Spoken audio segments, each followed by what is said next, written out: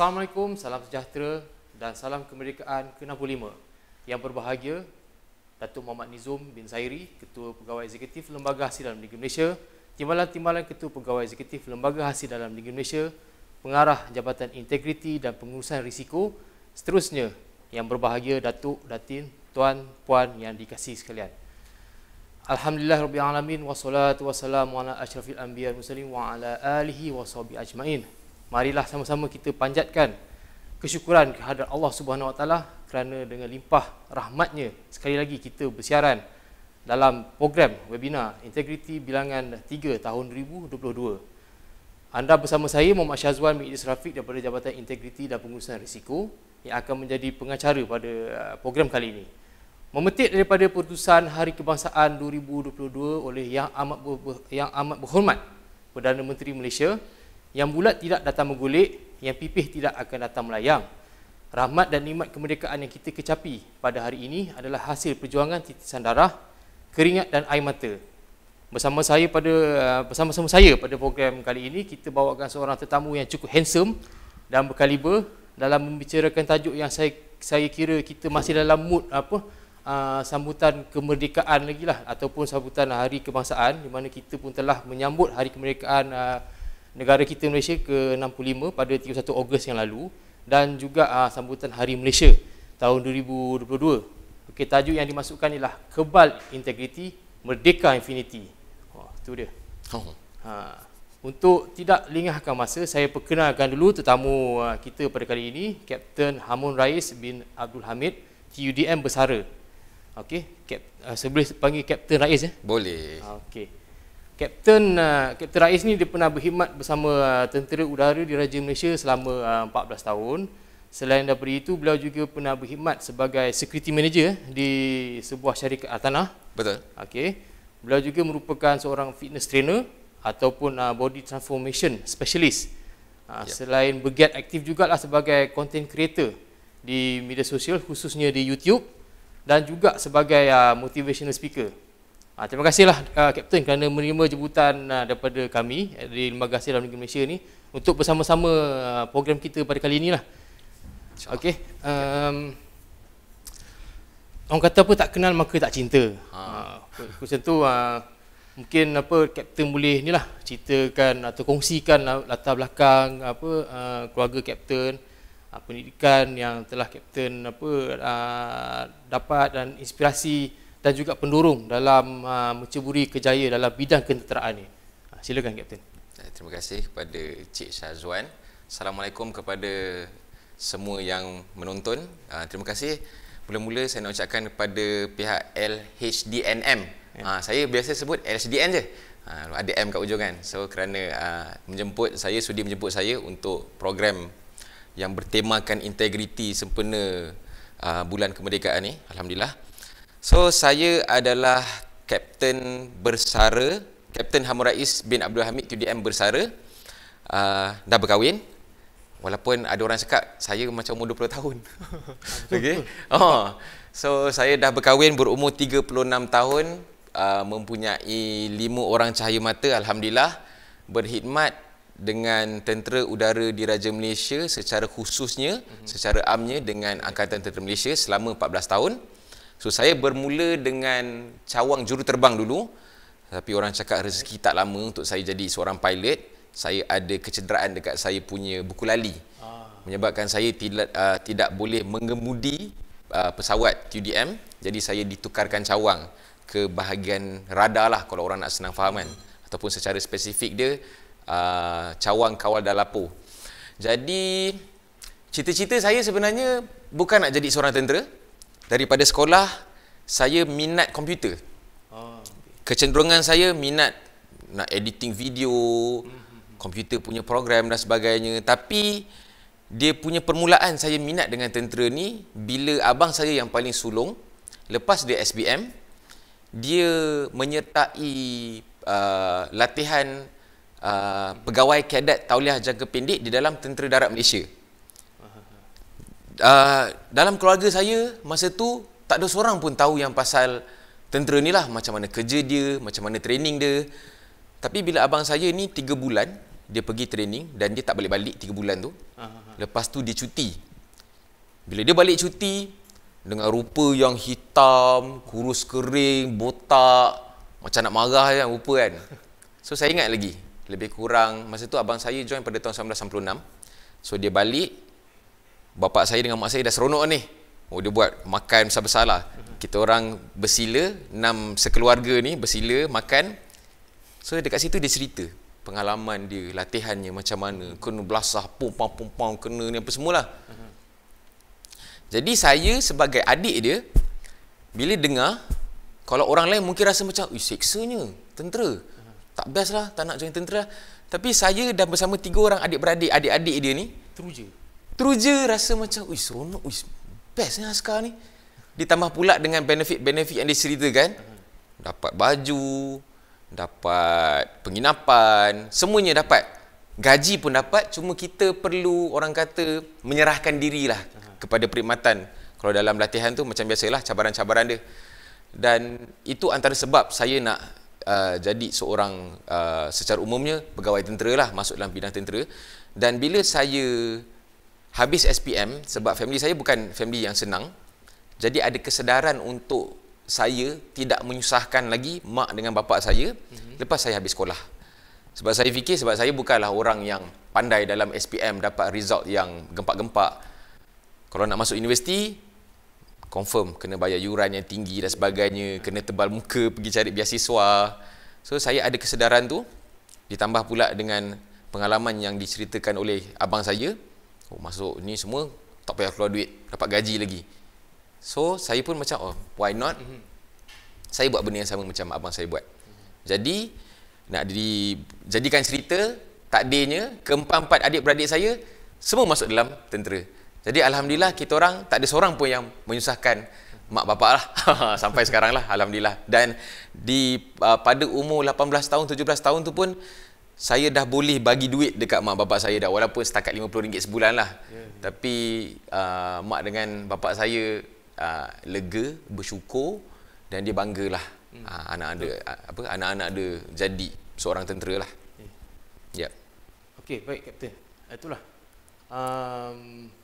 berdasarkan perkongsian yang Kapten bagi tadi tu, okey.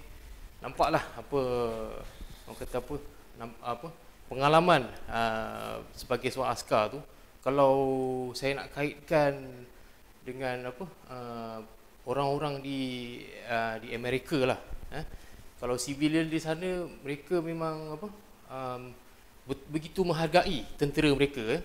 Betul. Kalau mereka berjumpa tentera mereka di luar pun, mereka akan ucapkan thank you for your service. Setuju. Lebih kurang macam tu kan. So di kesempatan ini saya ingin mengucapkanlah juga penghargaan kepada Kapten dan juga badan-badan beruniform lah atas perkhidmatan yang diberikan kepada nusa dan bangsa ni. Alhamdulillah. Okey, bercerita pasal perkhidmatan ni, sudah pastinya adalah pengalaman yang mengusik jiwa, pengalaman mungkin yang berharga lah sepanjang perkhidmatan Kapten. Pusi. 14 tahun Ada orang cakap sekejap, ada orang cakap lama. Tapi pada saya, lama lah. Setiap minit, setiap saat, semua ada cerita, semua ada pengalaman lah. Kalau nak dikatakan, saya kongsi dulu pengalaman yang pahit lah. So antara pengalaman pahit saya, semasa saya latihan, bukanlah pahit lah, dia boleh saya cakap sebagai mencabar lah, yang paling mencabar lah. Semasa saya dalam tentera, sewaktu latihan, di fasa terakhir latihan, di mana kita orang kena buat latihan ikhtiar hidup, ataupun latihan survival. So di bahagian terakhir untuk latihan ikhtiar hidup ni, kita orang kena melalui satu latihan yang nama the isolation. Isolation tu kami dibiarkan di dalam hutan, seorang-seorang, hanya ada parang. Seorang-seorang dengan parang? Dengan parang. Jadi, cerita dia, kena ikhtiar untuk boleh hidup sampai subuh. Maknanya, kita kena bebaskan diri daripada gangguan binatang. Kiranya ceritanya kena survive lah untuk malam tu. Berdasarkan sebulan tempoh khusus survival yang telah diadakan, segala ilmu yang kita dah belajar tu kita applykan untuk malam tu. Sebulan ke nak kira macam tu? Survival? Oh tak, dia yang di hujung saja. Yang dalam sebulan tu ada lagi lah fasa hutan, fasa paya, dia ajar cara nak nyalakan api pakai parang dan sebagainya lah. So yang terakhir ni yang paling mencabar lah. Jadi saya dibiarkan seorang-seorang dekat dalam tu, adalah kena kacau lah, ada benda-benda mistik yang berlaku ni kan. Tapi ada juga. Sebab tempat yang kita orang buat tu dekat Pos Dipang. Pos Dipang ni terkenal dengan ada satu insiden di mana satu perkampungan orang asli dihanyutkan oleh sungai. Memang dekat tempat saya buat latihan tu. Jadi adalah orang cakap kubu-kubu yang bersepah-sepah dan sebagainya. Itu antara pengalaman yang mencabar lah. Tapi alhamdulillah saya selamat lah, tak ada kata gangguan apa meracau seperti tak adalah. So kalau nak dicerita pengalaman pahit saya, yang paling saya tak menyesal tapi ralat lah, di mana saya tidak dapat meneruskan kerjaya saya di dalam cawang juruterbang hanya disebabkan saya bermain sukan. Disebabkan saya sangat bersungguh-sungguh bermain sukan pada ketika itu, menyebabkan saya ada kecederaan dekat buku lali saya. Banyak kali saya cuba untuk nak pulihkan, pergi jumpa doktor, fisioterapi, pembedahan dan sebagainya. Tapi saya husnuzon lah. Saya anggap itu bukan rezeki saya lah dalam bidang juruterbang. Tapi walau bagaimanapun, itu yang bagusnya kerja dengan TUDM ni. Dia nampak kelebihan saya ada dekat bahagian yang lain. Jadi dia serapkan saya dekat cawang juruterbang. Dekat cawang radar. Jadi alhamdulillah saya dapat orang kata kira saya masih ada guna lah dalam perkhidmatan ni dengan kepakaran yang saya ada dan sebagainya kan. Dan kalau nak diceritakan pengalaman manis yang paling saya bangga sekali, bila di hujung-hujung perkhidmatan saya telah dipilih untuk menjadi pembawa alat kebesaran diraja untuk yang di-Pertuan Agong sebanyak 2 kali. Nah, dalam ramai-ramai tentera ni hanya 6 orang yang terpilih, 2 daripada tentera laut di Raja Malaysia, 2 daripada tentera darat Malaysia dan lagi 2 daripada tentera udara di Raja Malaysia lah. Jadi salah satunya masa tu adalah pertabalan yang di Pertuan Agong yang ke-15. Jadi memang satu Malaysia punya talikas, keluar TV, keluar itu, jadi semua nampak muka saya. Ada pula rancangan TV yang orang kata buat dokumentari pula macam mana latihan dan sebagainya. Jadi memang arwah ayah saya dengan mak saya adalah orang yang paling bangga lah masa tu. Dan satu juga orang kata pengalaman yang jarang-jarang orang dapat, di mana kita terlibat dengan adat istiadat dekat istana lah. Situ yang pengalaman yang saya memang tak boleh lupakan lah. Dan macam mana orang pilih saya pun saya tak tahu. Katanya sebab saya tinggi. Diorang nak cari orang-orang yang ada tinggi dan dia bukanlah yang gemuk ke benda lah. Kira orang kata nampak sesuai lah untuk nak membawa alat kebesaran diraja tu. So itu antara pengalaman yang saya tak dapat lupakan lah sampai sekarang. Itulah Kapten. Bila kita bersembang ni saya terasa macam starstruck sikit. Bila kita bercakap dengan hero negara ni kan. Alhamdulillah. Kalau budak-budak, kalau generasi sekarang ni kita panggil idola. Jangan jadi saya idola jangan. Jadi kalau orang yang buat extraordinary ni, dia orang akan panggil steady lah idola. Macam itulah. Bahasa budak sekarang ni kan. Faham. Tapi itulah. Okey, kita beralih pula lah ke aspek integriti pula. Okey. Di mana-mana pun kita berada, baik di pejabat ke di jalan raya ataupun di mana-mana, pastinya ada peraturan, ada do and don'ts-nya kan. Betul. Supaya kita tidak tersasar daripada apa yang dah ditetapkan, supaya mungkin by the end of the day tu kalau ada isu ke apa, tidaklah banyak timbul sangat persoalan lah. So pada pandangan dan pengalaman Kapten lah, pentingkah integriti kepada kita, tak kira lah sebagai anggota, penjawat awam atau sebagai rakyat Malaysia? Integriti. Okey, sebab saya buat research dulu ni. Integriti kalau kita tengok dari segi makna yang dikeluarkan oleh Dewan Bahasa dan Pustaka lah. Makna dia straightforward je. Kejujuran, ketulusan. Nak dikaitkan dengan anak-anak muda ni, kalau dia dengar ketulusan, kejujuran, jujur je lah. Jangan menipu. Itulah integriti. Tapi daripada perspektif saya sendirilah, integriti ni adalah sekiranya kita tidak amalkan kejujuran dan ketulusan itu, dia boleh memberikan kesan yang buruk. Bukan sahaja kepada orang lain, tapi dekat diri sendiri kepada masyarakat, kepada agensi dekat tempat, dekat mana-mana kita berada pada masa itulah. Jadi kalau nak dikaitkan saya yang pernah berkhidmat dalam tentera ni, saya punya latihan agak lama, di mana 4 tahun saya berlatih, saya menjalani latihan sebagai pegawai kadet, 2 tahun setengah sebagai nak jadi pilot dalam pusat latihan terbang. Selama 6 tahun setengah ni, boleh kata hari-hari saya dibelasah ataupun kena hukuman tentera dan sebagainya lah. Kan bagi tahu belasah kan orang salah anggap pula. Okey. Jadi lebih kuranglah bahasa askar dia kena belasah dan sebagainya lah. Hanya untuk menerapkan sifat integriti itu dekat dalam kepala kita orang. Dari untuk kalangan tentera lah. Sebabnya, okey, contoh kalau kita nak apply dekat dalam tentera lah, macam mana pentingnya integriti ni perlu kita amalkan. Dalam tentera kita tahu semuanya berkaitan dengan keselamatan. Kita nak jaga keselamatan orang, kita nak jaga juga keselamatan diri kita. Sekiranya integriti ni kita tak amalkan, dia boleh memberi kesan yang buruk kepada orang lain. Tak mustahil orang tu boleh cedera, tak mustahil orang tu boleh mati pun. Saya bagi contoh. Saya fly dulu. Kita tahu satu pesawat tu bukannya saya seorang je yang akan gunakan pesawat tu. Orang lain pun akan gunakan pesawat yang sama. Jadi bila saya fly, sekiranya masa-masa saya tengah fly tu, tiba-tiba saya tengok ada kerosakan lah, kalau nak bagi senang faham lah. Contohnya dia punya fuel pump, dia punya pump minyak tu ada masalah. Okay. And then saya landing. Lepas tu kita tahu yang kapal terbang itu akan digunakan oleh orang lain. Ya. Tapi saya tak ada integriti nak bagi tahu dekat technician, dekat CEO saya ataupun bos saya ataupun dekat senior ke ataupun dekat orang yang akan gunakan kapal terbang tu ada kerosakan. Dengan rasa yang saya tak nak bagi tahu tu sebab saya tak nak kena marah. Sebab biasalah askar ni kalau kita bagi tahu ada silap nanti kena marah, ni kena hukuman.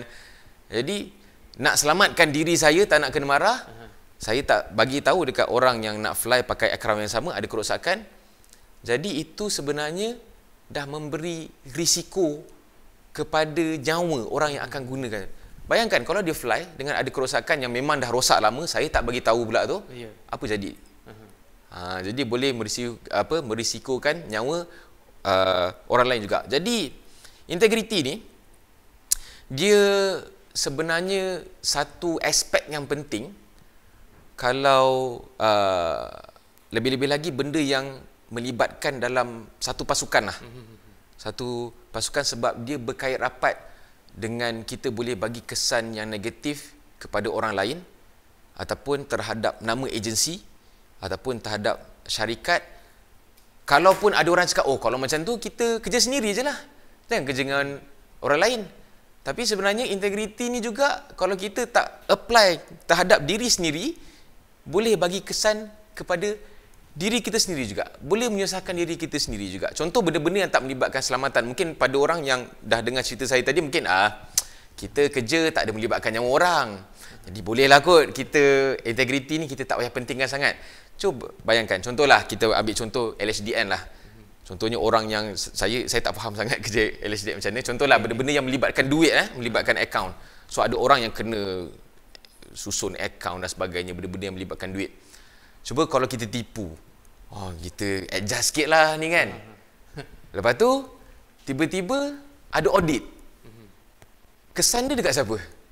Dekat LHDN sendiri, dekat unit tu sendiri. Dah nak kena bawa, nak kena siasat pula, dah menyusahkan semua orang. Dan tambah pula sekarang ni zaman social media, akan ada je orang-orang yang akan kongsi dekat TikTok, LHDN ni apa semua. Secara tak langsung dah memberi tanggapan yang buruk kepada LHDN. Kita tahu fungsi LHDN ni adalah untuk mengutip cukai. Dah orang kaitkan pula LHDN ni makan duit. So nampak tak, hanya kerana seorang yang tidak mengamalkan, yang tidak ada sifat integriti ni, kesan dia bukan saja kepada diri sini. Mungkin kalau dah kantoi, dia ni yang buat salah, mungkin dia kena buang lah. Yalah. Tapi impact dia kepada agensi, impact dia kepada nama LHDN tu sangat-sangat besar. Dan mungkin akan jadi satu kesan yang sangat-sangat lama lah. Betul. Jadi itu yang saya boleh share betapa pentingnya integriti ni. Kalau kita apa sebab yang kita nak kena amalkan bukan sahaja disebabkan kerana nyawa ataupun orang lain, tapi integriti ni satu benda yang kita perlu ada lah. Betul. Sifat yang bagus yang perlu ada untuk diri sendiri, kebaikan untuk diri sendiri dan juga kepada orang lain juga. Ya, betul. Betul Kapten. Itulah mungkin saya boleh rumuskan sikit apa yang Kapten katakan tadi. Sebenarnya kita perlukan kejujuran dan ketulusan lah untuk dalam melaksanakan tugas harian ataupun kehidupan kita seharian kita lah, supaya dia tidak memberi kesan buruk lah kepada diri sendiri, kepada orang lain, kepada syarikat ataupun agensi masing-masing, supaya kita sama-sama lah mengamalkan integriti pada tahap yang tertinggi. Okey, dalam sesebuah organisasi ya Kapten, bagaimana cara atau pendekatan yang perlu kita tekankan dalam memastikan setiap daripada kita sentiasa lah berintegriti? Kalau dalam satu pasukan sebab saya dalam tentera dulu, kita diterapkan dengan satu term iaitu esprit de corps. Esprit de corps ni ialah semangat berpasukan, semangat kerjasama lah. Kalau kita bekerja dalam satu pasukan tapi kita tak boleh jadi team player yang baik, kita tak boleh bekerja dalam pasukan itu. Sebab macam saya cerita tadilah, dia akan kacau, dia akan bagi kesan yang buruk kepada semua orang, setiap orang yang ada dekat dalam pasukan itulah. Dan macam saya cakap tadi, dia bukan sahaja akan memberi kesan kepada pasukan, dia akan memberi kesan kepada diri sendiri jugalah. Sebab apa? Kita ni yang bekerja dekat dalam agensi, dalam pasukan dan sebagainya, kita sebenarnya yang mencerminkan, kita adalah reflect kepada nama tempat yang kita bekerja tu. Contohnya agensi kerajaan lah, kita tahu kita kerja dengan uniform, ada tag, ada baju korporat dan sebagainya. Kita pula suka upload dekat social media, hari ni kerja dekat office LHDN. Lepas tu kita pula buat kalau dalam askar ada term yang ganas sikit, orang kata buat tahi lah dekat tempat kita bekerja tu kan. Betul, orang cek balik, oi LHDN rupanya. Dah nama LHDN juga yang buruk, bukan orang tu yang teruk pun. Sebab kita kena akui lah, kita banyak tengok dekat social media sekarang ni, orang suka pukul rata. Contoh macam tentera lah, keluar dekat berita, tentera pergi mencuri contohnya. Orang takkan cakap, orang ni teruknya, tak. Orang akan cakap, tentera ni teruk. Dah tentera dapat nama buruk. Jadi nak menerapkan integriti ni kepada setiap orang di dalam pasukan tu, dia senang ceritalah, kita kena satu-satu benda yang kita nak buat. Contohlah macam kita nak beli barang. Saya nak beli iPhone 4. iPhone 4 lama sangat. iPhone 14. Nak beli iPhone 14. Mesti kita akan cari dekat internet keburukan, kebaikan. Yes, kita tengok review dia lah. Review, pros and cons. Jadi kita ambil sifat integriti ni, kita buat benda yang sama. Pros and cons. Apa pros dia? Banyak. Apa cons dia? Apakah keburukan menjadi seorang yang berintegriti? Tak ada. Simple. Jadi sebagai seorang manusia yang dianugerahkan akal, takkan kita nak buat benda yang tak baik dalam diri kita. Dan sifat yang kita kena buang sebenarnya, kalau kita nak bekerja dalam satu pasukan ni, kita kena buang sifat pentingkan diri. Nak kerja dalam satu pasukan, memang tak boleh ada sifat pentingkan diri, selfish lah. Sebab saya juga pernah lah ada baca dekat social media ni kan, ada orang cakap, kita kena selfish, kena ingat ni diri kita sendiri dulu. Boleh, tapi di perkara-perkara yang sesuai lah kalau kita nak selfie. Contohnya bab-bab agama dan sebagainya. Bila Tuhan suruh, itu boleh lah kita nak, kita kena solat dan sebagainya untuk diri kita sendiri, nak dapat pahala semua. Tapi kalau benda-benda yang melibatkan berpasukan dan sebagainya, kita tak ada pilihan lain. Mesti ada integriti juga. Saya dah bagi tahu tadi 3 soalan yang sebelum ni, apa sebab, apa risikonya, kesan dia. Jadi saya, kalau siapa yang tengok kita punya siaran ni, kalau tak boleh faham juga kenapa nak kena ada integriti ni, saya tak tahulah. Janganlah sampai kita nak kena diletakkan dalam satu situasi yang berhadapan dengan nyawa dan sebagainya, macam saya punya pengalaman, barulah ada kesedaran. Jadi kita kena bersyukurlah. Kita diletakkan dalam satu dunia pekerjaan yang tak melibatkan nyawa, keselamatan. Jadi kita amalkanlah integriti ni, kita terapkanlah sifat integriti ni untuk pasukan, dan juga bila pasukan bagus, bila kita tunjuk benda yang bagus, insya-Allah kita kerja pun jadi lagi tenang. Selalunya yang saya tengoklah dalam pasukan saya sendirilah, kalau nampak macam ada orang-orang yang macam serabut, serba tak kena kan, orang lain seronok lah. Mesti ada benda yang dia tak berintegriti ni. Mesti ada yang disorok ni. Jadi kalau nak kerja dengan tenang, kerja dengan happy, ada komunikasi dengan kawan-kawan dalam pasukan yang sama kan, kena integriti lah. Yalah. Jadi tak ada pilihan, memang kena ada semangat integriti ni. Memang kena ada semangat integriti, betul.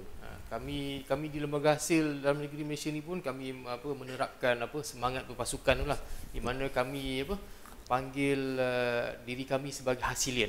Untuk mewujudkan semangat kekitaan sama kita orang tu lah. Bagus. Supaya bila buat satu perkara tu, kita akan memikirkan orang-orang lain. Supaya kita ni lah sentiasa beringat kan. Betul. Sentiasa beringat kita kena sentiasa akur ataupun patuh pada peraturan kerja kan. Supaya by the end of the day tidak akan dipersoalkan nantilah. Gitu. Okey. Kapten, di dalam era yang moden sekarang ni kan, bentuk penjajahan dah tak serupa macam dulu, macam apa penjajahan dari segi kolonial. Betul. Kan? Ianya lebih pada penjajahan barulah, macam khususnya dalam bidang ekonomi, dalam teknologi dan budaya. Anasir-anasir luar ni, yang daripada luar ni menggunakan pelbagai cara untuk menjajah semula dalam bentuk lebih canggih. Okey, maka tak dinafikanlah ledakan teknologi maklumat sekarang ni menyebabkan corak pemikiran generasi pada masa kini turut berubah. Kan? Bagaimana kita harus menekankan semangat jiwa yang merdeka tu bersama elemen integriti supaya kita sendiri tidak lupakan pengorbanan pejuang-pejuang terdahulu dalam kehidupan seharian supaya kemerdekaan yang kita kecapi ni terus dipelihara. Kalau nak cakap pasal merdeka ni kan, anak-anak muda sekarang dia suka benda-benda yang mudah. Merdeka, bebas. Maknanya fikiran pun kena bebas. Kalau ada anasir daripada luar, tak apa, kita bebas nak pilih benda buruk ke, benda baik ke. Okey. Tapi kita kena sedar, kita ni duduk dalam Malaysia. Dalam Malaysia ni kita kena pegang juga 5 rukun negara yang masih daripada sekolah lagi untuk baca tiap-tiap pagi, tiap-tiap hari Isnin.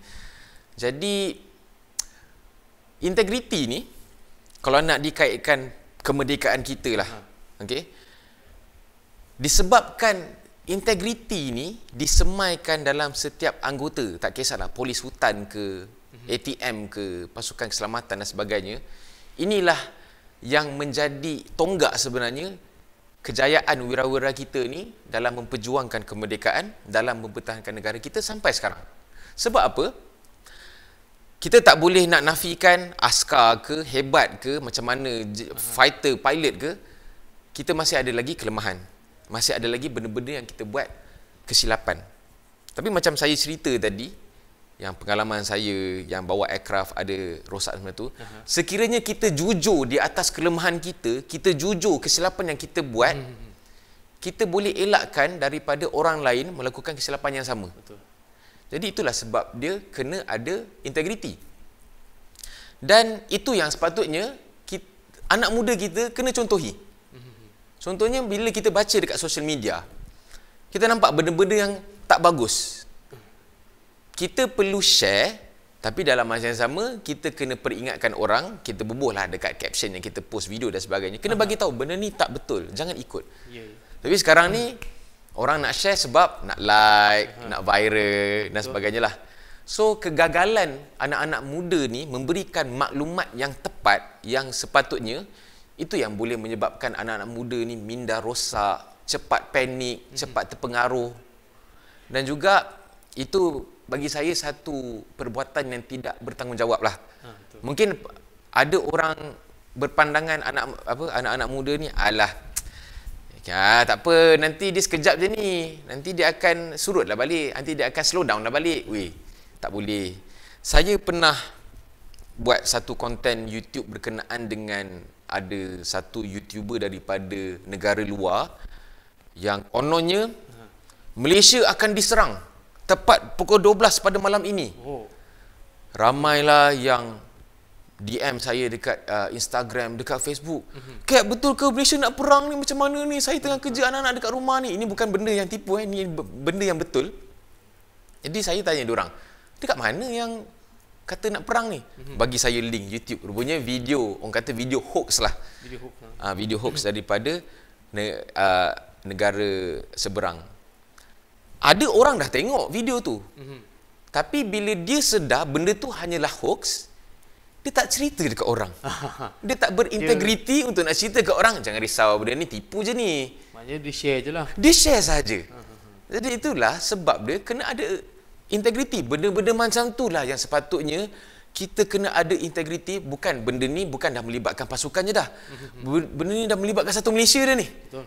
Jadi bukan seorang lah, semua orang lah kena mainkan peranan. Sebab video tu pun video yang boleh kata viral juga, sehingga kan pihak media yang media arus perdana ni, bukannya page-page Facebook ni, yang media memang keluar berita dekat TV semua ni, dorang pun ada buat cover news cover tentang okey, jangan panik, ini adalah berita palsu. Betapa besarnya berita ni, tapi bila kita dah tengok, kita tahu benda ni tak betul, kita senyap je. Betul. Tak ada apalah. Tapi orang lain dah panik ni. Orang lain yang tengok tajuk saja dia dah panik dah. Oh, Malaysia nak kena serang dah. So kena share ni. Kena share. Kena share, pastikan follower TikTok naik, follower YouTube naik, follower Facebook naik. Jadi itulah sebabnya anak-anak muda sekarang ni suka sangatlah share. Tapi kegagalan nak ada sifat integriti. Tak susah, tulis sekejap je. Jangan percaya ini bohong. Cukup. Tak perlu buat penerangan sebenarnya itu part saya lah. Memang saya punya kerja sekarang kan, buat reaction dan sebagainya. Jadi orang kata kena ada awareness juga. You want to learn easy way or hard way? Kalau nak belajar integriti ni dari sudut yang susah, masuk askar. Kalau rasa macam, kenapa aku susah sangat nak integriti ni, nak faham ni susahnya, masuk askar. Kita ada macam-macam channel sekarang. Kita ada Wataniah dan sebagainya. Boleh sukarela masuk askar. Kalau dulu ada PLKN. Tapi PLKN dah tak ada kan. Jadi kalau rasa bersyukur, tak kena belajar dekat dalam dunia yang lagi susah, kena ada kesedaran lah. Ada kesedaran, terapkan. Jangan jadi orang yang pentingkan diri lah. Mungkin kita fikir yang semangat berpasukan ni hanya perlu ada dalam syarikat, dalam kumpulan. Kita satu Malaysia ni pun satu pasukan. Betul. Sebab itulah Perdana Menteri kita ada satu visi, ada satu moto diletakkan dalam Malaysia ni, keluarga Malaysia. Kita Malaysia, ni satu keluarga. Takkan kita nak adik-beradik kita dapat kesan yang kesan yang negatif, kesan yang buruk, boleh mengancam nyawa dan sebagainya, hanya kerana kita tak berintegriti. Jadi kepada anak-anak muda, tolonglah cukuplah dengan nak kejar like, nak kejar jadi popular dan sebagainya. Lama mana pun kita nak popular dekat dunia ni. Dan kalau kita popular hanya kerana kontroversi, adakah itu satu kebanggaan untuk kita? Jadi nak jadi popular silakan. Tapi at least ada jasa lah, ada kebaikan lah. Kenapa orang kenal kita? Betul. Betul lah Kapten. Kalau kita tak pertahankan kemerdekaan yang perjuangkan oleh wira-wira terdahulu macam Mat Kilau, macam Datuk Dul Said, Tok Janggut, Datuk Bahaman dan seterusnya tu, okey, maka sejarah tu mungkin berulang. Kalau kita asyik share benda yang bukan-bukan kan, dari segi itulah penjajahan minda itulah kan. Betul. Sejarah mungkin berulang, tapi bukan sejarah mungkin berulang lagu Tomok tu, bukan. Ini serius lah kan. Ini lebih serius lah. Sekiranya perjuangan dan intipati kemerdekaan tu kita tak dapat nak hayati oleh semua, kita akan kembali dijajah semula lah. Mungkin kembali dijajah semula. Dengan integriti dan rasa cinta kepada negara membolehkan kita terus bekerjasama dan bersatu padu untuk mempertahankan nilai-nilai kedamaian, keamaian, kemerdekaan dan bagi membangun dan menjaga kedaulatan negara kita. Okey, kita dah almost ke penghujung rancangan ni. Mungkin Kapten ada apa-apa pesanan kepada pegawai-pegawai kami di Lembaga Hasil Dalam Malaysia ni? Oh, saya sebenarnya tertarik dengan Encik Syazwan sentuh pasal filem Mat Kilau. Dekat situ kita boleh jadikan contoh integriti yang baik. Di mana saya dah lupa dah nama Watak Fatah Amin tu lah.